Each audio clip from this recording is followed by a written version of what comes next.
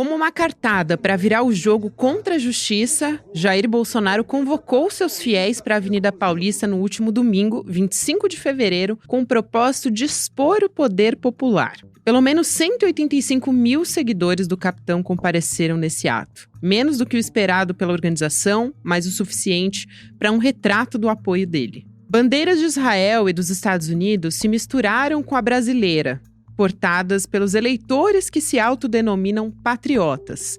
Entre eles, o discurso de desconfiança nas urnas, negacionismo, idolatria a Bolsonaro e aos militares. Inelegível e flertando com a prisão, Bolsonaro conseguiu provar que não é peça descartada no tabuleiro da política. Mas o ato não parece ter mudado o que o futuro tem reservado para ele na justiça. Terça-feira, 27 de fevereiro de 2024.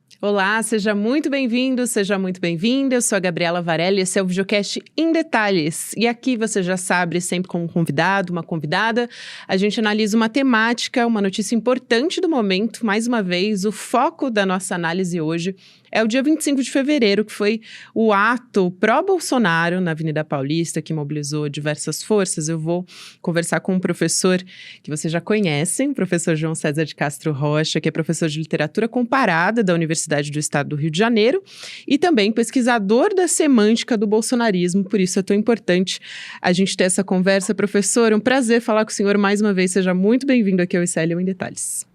Igualmente, Gabriela. Muito obrigado pelo diálogo. Eu que agradeço, professor. Para começo de conversa, a última vez que nós conversamos, o senhor estava mergulhado em grupos bolsonaristas no Telegram para saber o que estava sendo compartilhado em relação às fake news, a alarmismos, enfim, antes do ato do dia 25 de fevereiro, nesse domingo. E aí, levando em conta esse mergulho que o senhor fez nas redes digitais e o que de fato aconteceu na Avenida Paulista nesse último domingo, eu queria saber o que mais te chamou a atenção, o quanto as redes sociais conseguiram mobilizar as pessoas para irem às ruas e até mais do que isso, o quanto que isso apareceu nos discursos, nos cartazes, nas mobilizações. Como é que o senhor observou tudo isso? Obrigado, Gabriela. Essa pergunta é muito boa, porque houve algo que me surpreendeu. Eu vou então compartilhar com você e com a audiência a minha surpresa. No período de mobilização, houve duas notas dominantes. Ambas eram de caráter político, associadas às notas ao Bolsonaro. Dizia-se que o Lula havia, acredite nisso, Gabriela, havia contratado mercenários para um atentado iminente ao Bolsonaro e dizia-se também que ele era um perseguido, vítima de uma perseguição em função da sua liderança inconteste e que havia toda uma trama para levá-la à prisão.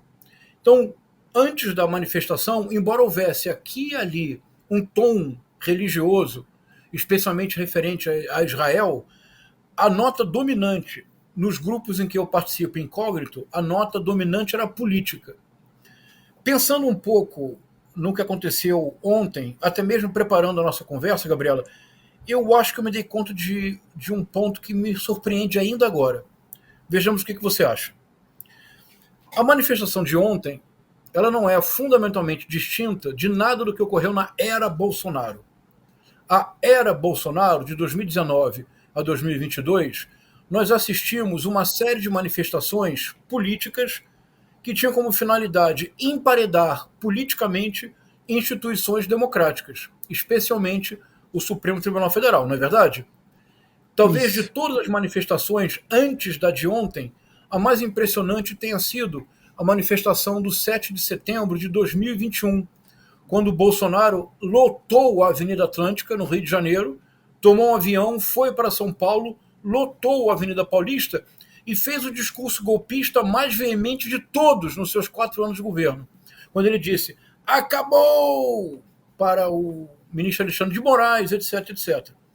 Portanto, em tese, a minha impressão inicial é que o que teria acontecido ontem, desculpe, no domingo 25 de fevereiro, o que teria acontecido no dia 25 de fevereiro seria uma reedição de um ato político com a finalidade de emparedar politicamente instituições democráticas. Gabriela, não foi isso que aconteceu ontem.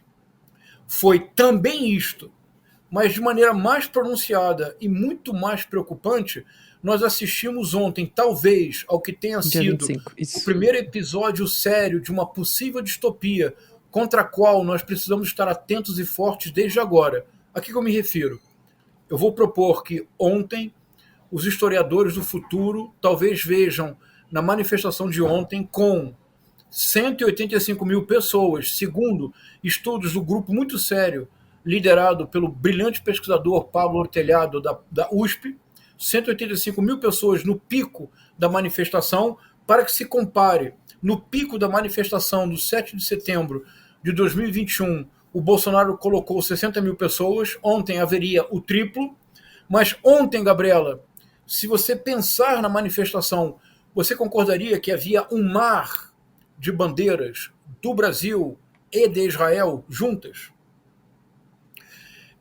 Que ontem a manifestação foi aberta por uma oração de Michele Bolsonaro, na qual ela disse, para nosso horror, que no momento em que a religião e a política se separaram, apareceu o mal. Uhum. Que quando Nicolas Ferreira discursou, ele disse, porque Moisés não entrou na terra prometida, mas sim Caleb. Aliás, nota ao pé de página, duvidosa analogia do Nicolas Ferreira. Moisés não entra na terra prometida pelo episódio conhecido como as águas de Meribá, quando no deserto o povo israelense insatisfeito pede por água e Deus diz a Moisés que fale com a rocha, que da rocha a água sairá. Ele, um pouco perturbado pelas reclamações constantes dos israelitas, ele bate com o cajado na pedra, não fala com ela, não comanda como Deus ordenou, mas bate com o cajado, demonstrando a sua insatisfação. A água jorra, mas Moisés não entra na terra prometida, entra Caleb. A analogia que é porque Moisés, evidentemente, é Bolsonaro, Gabriela, e Caleb é ele, Nicolas Ferreira. Quando toda a atividade teve um mestre de cerimônias que era uma figura curiosa, não comum em grupo, em reuniões políticas, Gabriela. Em reuniões políticas, muitas vezes há uma pessoa que anuncia as outras. Mas não anuncia como se fosse uma mescla curiosa de locutor de rodeio com pastor neopentecostal. Houve momentos da fala em que eu tive a nítida impressão de que havia uma trilha sonora, uma sonoplastia, um piano, criando um clima, uma atmosfera. Ontem nós assistimos, e é muito importante que tenhamos os olhos abertos, os ouvidos atentos, Gabriela. Eu creio que ontem nós assistimos à irrupção definitiva na política brasileira de uma tentativa de impor uma religião exclusivista, intolerante, fundamentalista, que tenha sido o ato organizado pelo Silas Malafaia, que tenha sido dado a Silas Malafaia a tarefa de criticar o Supremo Tribunal Federal e não Alexandre de Moraes, com base numa suposta prerrogativa religiosa porque é pastor. Mas a prerrogativa religiosa como pastor quer dizer no templo, quer dizer falando de coisas da religião, não quer dizer tentando interferir na política. A fala inicial da Michele Bolsonaro, comovida às lágrimas, quando a religião e a política se afastaram, o mal surgiu. Gabriela, na política, a categoria do mal não tem sentido. Porque toda vez que eu trabalho filosoficamente com a categoria do mal, eu necessariamente desumanizo todo aquele que o representa. E se eu tenho a categoria do mal, eu tenho sobretudo a categoria do supremo bem. E o supremo bem sempre é o que eu represento. E tudo aquilo que não seja o meu espelho não é apenas um adversário, se torna um inimigo que deva ser eliminado. O que nós assistimos ontem é muito preocupante. As 185 mil pessoas estavam lá por Bolsonaro, mas eu diria, talvez, também, ou sobretudo, por essa junção curiosa, Israel extrema-direita, Brasil. Eu assisti uma entrevista na televisão, e para aqui porque estou falando muito, eu assisti uma entrevista na televisão, eu acho que foi na TV 247, com um colega seu, que é um brilhante jornalista, Joaquim de Carvalho, que andou lá no meio e fez perguntas. Duas senhoras. Isso. E uma senhora diz, nós estamos aqui porque nós somos favoráveis ao Israel cristão. E o Joaquim de Carvalho pergunta, mas a senhora sabe que Israel não tem Cristo. Ela não entendeu a pergunta. Então, essa profunda... E veja, ao dizê-lo, não é uma crítica nem a quem é cristão, nem a quem é judeu. Na cultura hebraica, na religião judaica, o Cristo não é o Messias. O Messias não chegou ainda, o que implica uma concepção de tempo muito complexa e outra, em que o futuro está sempre em aberto. Tanto que para a cultura judaica, hoje, Gabriela, nós estamos no ano... Verifique, por favor, Gabriela, é 5.700 e algo. E é 5.700 e algo porque o Messias não chegou. Então a ideia do arrebatamento, do retorno do Messias, não faz sentido na cultura hebraica, porque o Messias, para a cultura hebraica, não chegou. Não o digo como uma crítica, é uma constatação objetiva da filosofia de tempo da cultura hebraica. Então, o Israel cristão desta senhora é um delírio, Gabriela. É uma incoerência profunda, é um delírio completo. Mas este delírio tornado coletivo, esta ilusão tornada coletiva, mobilizando 185 mil pessoas para ir à Paulista, fazendo um mar de bandeiras de Israel, é talvez ainda mais preocupante, Gabriela, não pela Associação Israel, todo respeito à cultura judaica, ao povo judeu, não se trata disso. Eu estou me referindo a uma instrumentalização realizada pelo neopentecostalismo brasileiro, sobretudo por Michele Bolsonaro, Nicolas Ferreira, cujas consequências podem ser propriamente dramáticas para o futuro da democracia no Brasil. Só que, professor... exatamente. O senhor trouxe muitos pontos fundamentais, só que trazendo que em 2023, né, a primeira metade do ano de 2023, a gente estava de acordo, né, com a cultura hebraica no ano de 5.783. Então, só aqui para trazer essa informação aqui. Eu acho muito importante isso que você fala sobre o dogma religioso, professor, e aí eu queria trazer aqui alguns pontos de análise para a gente debater aqui. O pesquisador, o Davi Nemer, que é antropólogo também, ele trouxe a análise de que duas forças monopolizaram o bolsonarismo para ir às ruas na Avenida Paulista nesse dia 25. Inclusive aqui, só para esclarecer, né, para quem está nos ouvindo, a gente está dizendo ontem aqui, porque esse programa está sendo gravado na segunda-feira 26. Então, ele vai ao ar no dia 27, terça-feira. E aí, um dos casos foram as fake news a respeito da Ilha de Marajó, aquela história da Damares que surgiu no período eleitoral, em campanha pró-Bolsonaro, a respeito de um abuso sexual que nunca se comprovou contra as crianças, enfim, uma história absolutamente horrorosa sobre retirada de dentes das crianças, enfim, para abuso, né? E também a cobertura da imprensa. O Davi Nemer ressalta sobre a fala do presidente Lula sobre Israel, ou seja, a maneira como a imprensa fez essa cobertura. Isso me chamou muito a atenção.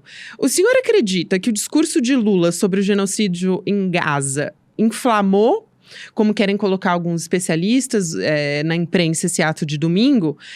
A gente falou até um pouco no ICL Notícias segunda edição, a sua avaliação de que o bolsonarismo, e a minha também, inclusive, encontraria outra narrativa de causa e consequência para daí às ruas. Mas tem outra questão que é, quanto que um assunto internacional consegue mobilizar fortemente as ruas, e no Brasil, historicamente, não costuma ser assim, na realidade brasileira. E também o terceiro ponto seria justamente a cobertura da imprensa, que eu comentei, que é uma leitura do antropólogo Davi Nemer. Eu admiro muito o trabalho do Davi Nemer. Ele tem um livro muito importante, que é Tecnologia do Oprimido, e que é um livro bastante interessante a pensar o contexto contemporâneo, porque, em alguma medida, a repercussão da fala do presidente Lula, nem tanto pela crítica ao genocídio e aos crimes de guerra do governo do Netanyahu, mas a associação feita entre Hitler e o Estado de Israel nos grupos de WhatsApp, do Telegram e do WhatsApp foram um rastilho de pólvora. Tanto que nessa entrevista que você também viu, Gabriela, com essas 3 senhoras na Avenida Paulista, isso é mencionado. Eles mencionam, as 3 mencionam essa associação. Isso foi muito importante para o êxito da manifestação.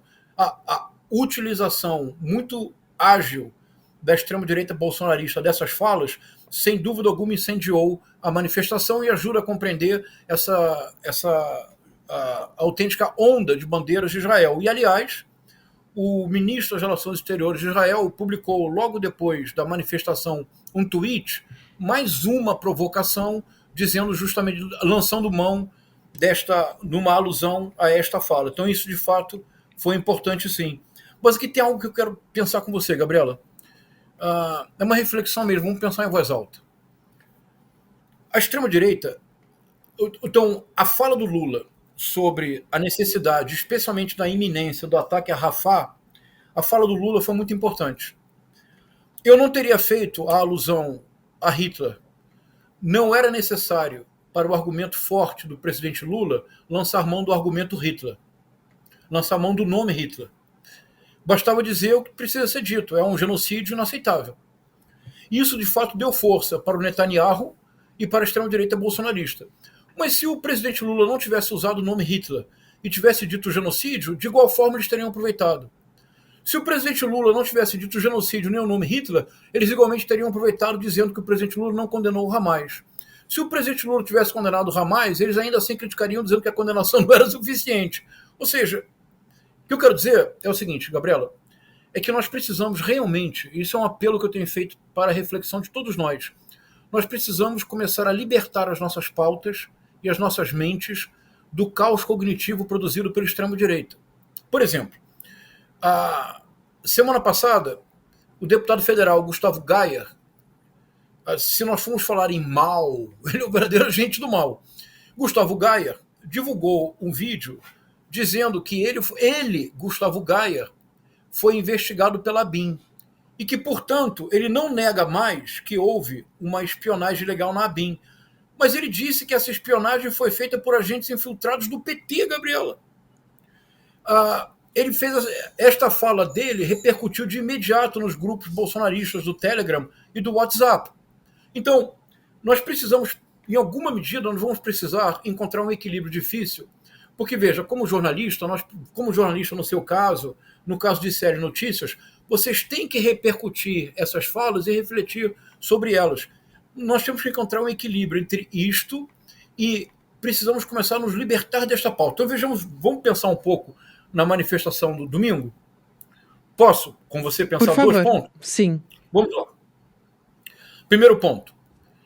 Foi impressionante o número de pessoas que o Bolsonaro levou? Foi. Sim. Nós somos pessoas adultas e maduras, nós não negamos a realidade. Ele comprovou, como aliás eu disse numa conversa com você, num dos programas do ICL, que só há 2 políticos capazes de mobilizar multidões: o presidente Lula e o ex-presidente Bolsonaro. Se nós disputarmos numericamente, eu apostaria na vitória do ex-presidente Bolsonaro. Por quê? Meu Deus, como o João diz isso? Porque o ex-presidente Bolsonaro conta com uma máquina permanente de desinformação no WhatsApp, no Telegram, no YouTube, no Twitch.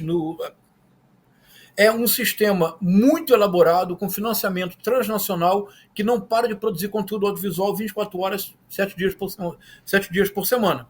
Mas são os 2 únicos políticos que podem levar a multidão para a rua. É uma surpresa que ele tenha levado 185 mil? Não. Foi os 700 mil que eles anunciavam? Não. Foi um fracasso? De jeito nenhum. Levar 185 mil pessoas para a Avenida Paulista é um enorme triunfo político. Então, somos honestos e está reconhecido. 2. A manifestação foi uma manifestação tipicamente bolsonarista? Não. Por quê?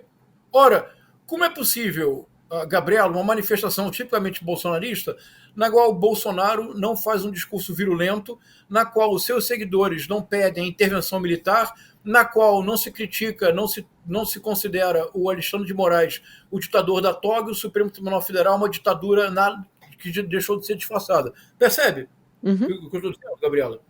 É que a manifestação de ontem, pela sua contenção, pela impossibilidade do Bolsonaro ser Bolsonaro, da multidão bolsonarista ser multidão bolsonarista, foi, curiosamente, uma manifestação que é um triunfo político, mas que, ao mesmo tempo, anuncia um certo declínio de determinada maneira de ser bolsonarista. Virulenta, agressiva, sem limite, sem freios. Pelo contrário, ontem o que houve o tempo todo foi freio. Agora, quem é que... Então, terceiro ponto. Então, primeiro ponto. Foi um êxito? Foi. Negá-lo a infantilidade? Foi. Êxito em que medida? Não exatamente um êxito bolsonarista, Gabriela. Porque a manifestação parecia tudo menos uma manifestação bolsonarista. 3. Então, em que direção caminhou o êxito? A manifestação de ontem foi muito mais neopentecostal do que bolsonarista. O que isso quer dizer? Proponho. Em 2018, o eixo da ação política era o Bolsonaro. Veja, e nós temos que reconhecê-lo com a mesma honestidade intelectual de sempre. Jair Messias Bolsonaro, em 2018, foi o maior fenômeno político de toda a história da nova república, superior ao Luiz Inácio Lula da Silva em 2002. De novo, João, como é que você diz isso? Objetivamente, em 2018, com um partido ridículo, o Jair Messias Bolsonaro elegeu-se presidente da República sem tempo na televisão, sem ainda estrutura partidária, por exemplo, com a qual contava o Fernando Haddad e o Geraldo Alckmin, e ele não somente foi eleito presidente da República, ele elegeu uma multidão de anônimos, deputados estaduais, federais, senadores e governadores. De acordo, Gabriela? Então, na nova República, nunca um político ganhou tanto voto e propiciou tantos votos quanto o Bolsonaro em 2018. Nós somos sempre honestos e é preciso dizê-lo. Então, em 2018, o Bolsonaro trouxe a reboque o bolsonarismo. Já em 2022, aconteceu algo muito curioso, que foi a inversão desse modelo. Em 2022, na eleição, na verdade, o grande derrotado da eleição foi o Bolsonaro. O grande vitorioso foi o presidente Lula, com a sua extraordinária capacidade de tecer acordos. Quase nós poderíamos dizer com bom humor que em 2022 quem venceu as eleições foi a terceira via, Gabriela. Só que o Lula virou a terceira via. Ele trouxe a Marina, a Simone Tebet, o Geraldo Alckmin, todos se declararam a favor do Lula e da Frente Ampla. A Frente Ampla, a ideia de Frente Ampla de defesa da democracia contra o autoritarismo bolsonarista foi a verdadeira terceira via de 2022. Em 2022, o Bolsonaro só chega no segundo turno, proponho, porque o bolsonarismo em 2022 já era mais forte que o Bolsonaro. Foi o bolsonarismo que carregou o Bolsonaro para o segundo turno. Ele quase perde no primeiro turno. Na manifestação de ontem, o bolsonarismo, a partir de ontem, eu proponho, Gabriela, ele não mais sobrevive sem o neopentecostalismo. Se em 2018 o voto evangélico foi fundamental para a vitória do Bolsonaro, em 2018 a pauta bolsonarista era guerra cultural. Continua sendo guerra cultural no ano inteiro de 2019, em 2020 até a pandemia. Quando, pela primeira vez, na crise da pandemia, o Bolsonaro cai a 20% de aceitação, de aprovação popular, pela primeira vez, ele cai a 20%, chega a 19%, é quando, então, o neopentecostalismo dá as mãos a Bolsonaro, o sustenta, o leva adiante, permite o segundo turno e permite que ontem 185 mil pessoas tivessem estado na Paulista. O que eu estou propondo como hipótese para a nossa reflexão é que, a partir de ontem, o bolsonarismo, como movimento político de massas, se dissociar do neopentecostalismo, deste violento, exclusivista do Antigo Testamento, ele tende a desaparecer do cenário político. Se esta hipótese fizer algum sentido, o que nós assistimos ontem foi muito maior do que imaginamos, mas muito menor para o próprio bolsonarismo. Professor, isso que você traz, essa análise é absolutamente fundamental e também me chamou a atenção como um dos pontos principais. Tiveram diversos elementos que se diferenciaram de outras manifestações pró-Bolsonaro, inclusive a gente estava falando aqui a respeito de redes sociais, só para não deixar escapar também, mas a gente teve, por exemplo, cartaz de Bolsonaro ao lado de Benjamin Netanyahu, como escrito em hebraico, as pessoas tiraram fotos sem saber que que, na verdade, o que estava escrito era genocida. O Marcelo Rubens Paiva, inclusive, fez uma postagem mostrando isso. Também vampetaço colocado na parede para chamar atenção para o cessar-fogo. Quer dizer, tudo isso também acabou saindo das redes sociais e foi um fenômeno que chamou atenção também na Avenida Paulista. Agora, eu quero trazer uma questão, na verdade, a gente já está chegando ao final, mas eu não queria deixar de colocar aqui, professor, que é o seguinte, eu queria aproveitar esse espaço, porque a gente entrevistou o professor Vladimir Safatli, da USP, nessa segunda-feira. E eu trouxe a sua avaliação sobre a transformação do erro numa ilusão, segundo o ensaio de Freud. E o senhor pode ficar à vontade, inclusive, para explicar mais uma vez, mas eu trouxe já essa análise para o Safatli. E aí ele discorda do senhor e acho interessante, porque são duas posições absolutamente inteligentes, mas inteligentes com ponto de vista diferentes. E aí ele disse que a força desse processo de mobilização não pode ser... o que ele diz é que há questões concretas que levam os setores a apoiar a extrema-direita, né? E que o importante é olhar o que nós, como esquerda, temos para oferecer. E aí levo também a uma entrevista que ele acabou dando na Folha de São Paulo, né, falando sobre uma morte simbólica da esquerda, e que hoje a extrema-direita, na verdade, se consolida como a única força real no país. Isso foi o que ele disse. Mas ele traz isso como um aumento da vulnerabilidade das pessoas, e as nossas respostas como forças progressistas e de esquerda não dão conta dessa crise. Eu queria ouvir o senhor a respeito disso, sobre essa crítica, principalmente porque ele acabou chamando de psicologicização. Então, eu queria ouvir o senhor a respeito disso também, aproveitar esse espaço aqui para te ouvir nesse final da nossa conversa, por favor. Claro, muito obrigado, Gabriela. Olha, eu admiro muito o trabalho do Vladimir Safatli, e eu vou concordar com o desacordo dele. E no seguinte sentido... Concordamos em discordar. Estamos falando de dois níveis diferentes. Isso é muito comum, às vezes, em diálogos, quando se propõe uma hipótese, ela diz respeito a um determinado nível. Nenhuma hipótese, nenhuma teoria esgota o real. São sempre níveis que nós procuramos abordar. O nível que eu procuro abordar, trazendo Freud para a discussão, é de tentar entender como é possível que alguém diga Israel cristão. Essa é toda a minha questão.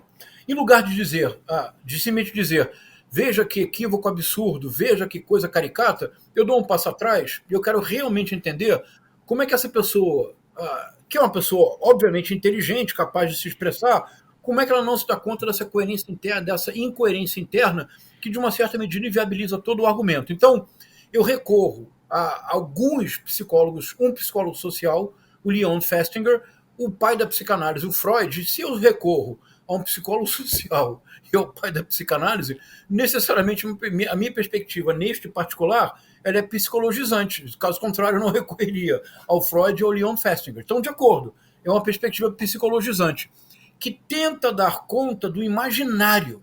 Isto é, como é que se forma um imaginário coletivo a partir de premissas cuja incoerência interna é tão óbvia para todos nós. Então, esse é o sentido que eu trabalho com essa hipótese do Freud.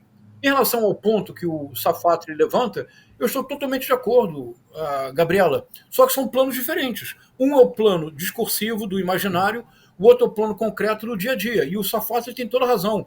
Já escrevi e tenho dito em muitas ocasiões que o campo progressista precisa distinguir com bastante clareza certos pastores mercadores de fé, e nós sabemos todos quais são. Um deles, o maior deles no momento, é o Silas Malafaia, que organizou a manifestação do domingo, e nós precisamos separar estes pastores mercadores de fé dos fiéis. Para os mais de 40 milhões de evangélicos e de evangélicas no Brasil, sempre ressalvando que é uma pluralidade muito grande.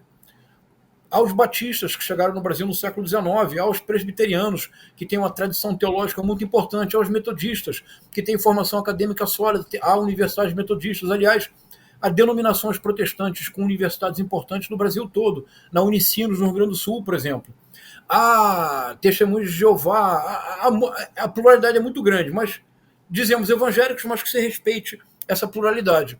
Para os mais de 40 milhões de evangélicos e de evangélicas do Brasil, eles encontram nos seus templos, mesmo no templo do pastor, que pede cartão de crédito, mas diz, não esqueçam da senha, senão não entram no paraíso. Mesmo na igreja deste pastor, mesmo na igreja do pastor Valdemiro Santiago, que quer vender o feijão abençoado por R$500, mesmo nestes templos, quando o fiel ingressa neste templo, ele ingressa num espaço no qual ele tem acolhimento, reconhecimento, ele é uma pessoa importante, e ele, pela primeira vez numa sociedade como a brasileira, para esses mais vulnerabilizados e invisibilizados, ele estabelece uma cadeia de relações. Se ele é um carpinteiro, um eletricista, ele ganha um mercado de trabalho do qual ele não dá conta. Se a esposa é boleira, doceira, quituteira, costureira, de igual forma, naqueles 2-3 mil pessoas do templo, eles formam uma comunidade, eles passam a ter algo que nós, se quisermos ser mais sofisticados, eles passam a ter network. Isso que, para os mais vulneráveis no Brasil, não é nem palavra, não é nem que seja palavra inglesa, não é palavra, não é conceito. Sim. E o mais importante, Gabriela, porque não é só a questão puramente concreta, objetiva, não, é uma questão subjetiva fundamental. Eles ganham linguagem, um repertório comum, uma retórica sobre a própria existência, que é a retórica do pecador arrependido, redimido, renovado numa comunidade. Essa é uma retórica muito importante. É o momento do testemunho nas igrejas neopentecostais, que eles falam. E, olha, a Igreja Universal do Reino de Deus, a TV Record, tem um programa, Gabriela, que passa pelas madrugadas. O programa tem um nome, que este nome é um ensaio. O programa é Fala que eu te escuto. Uhum. Nos templos, eles são escutados e, mais importante, eles ganham algo que é profundamente subjetivo. Quer dizer, não há como pensar essa questão sem psicologizar em algum nível, porque, bem ou mal, eleitores também são seres humanos, evangélicos também são seres humanos, não é verdade? Em lugar de viver num cotidiano que é uma sucessão de agoras desconexos, passar 4-5 horas num transporte público humilhante. Se você é mulher, então, aí é mais do que humilhante, é um assédio constante. No emprego em que você não é respeitado, com um salário que no dia 20, 25 do mês já não existe. Em lugar dessa sucessão de presentes desencantados, os templos evangélicos, as religiões neopentecostais apresentam um tempo outro. É o tempo que agora as pessoas passam a ter, elas têm projetos, elas têm pela primeira vez numa sociedade como a brasileira, direito a futuro. Não é pouca coisa, Gabriela. Então, neste sentido, eu concordo plenamente com o Safatli, que a esquerda democrática, o campo progressista, precisa ter mais sensibilidade para o que os templos evangélicos realizam no dia a dia das pessoas. Mas sem abrir mão da psicologia, porque sem psicologia não somos ninguém. Professor, muito obrigada. Como sempre, as suas análises são excelentes e muito inteligentes. Obrigada pelas reflexões que o senhor trouxe aqui para mim e para a nossa audiência também. Queria mais tempo, inclusive, para a gente conversar, porque é sempre muito prazeroso te ouvir, professor. Um abraço e até a próxima. Muito obrigado, Gabriel. Um abraço para todos. Muito obrigado pelo diálogo. Até mais. Professor João César de Castro Rocha, ele é professor de literatura comparada da Universidade do Estado do Rio de Janeiro e também pesquisador da semântica do bolsonarismo. A gente vai falar antes aqui, nesses minutinhos finais, sempre importante lembrar para você que o nosso Empreendedor Mestre vai ser lançado agora, uma plataforma de formação completa de empreendedorismo e gestão de negócios.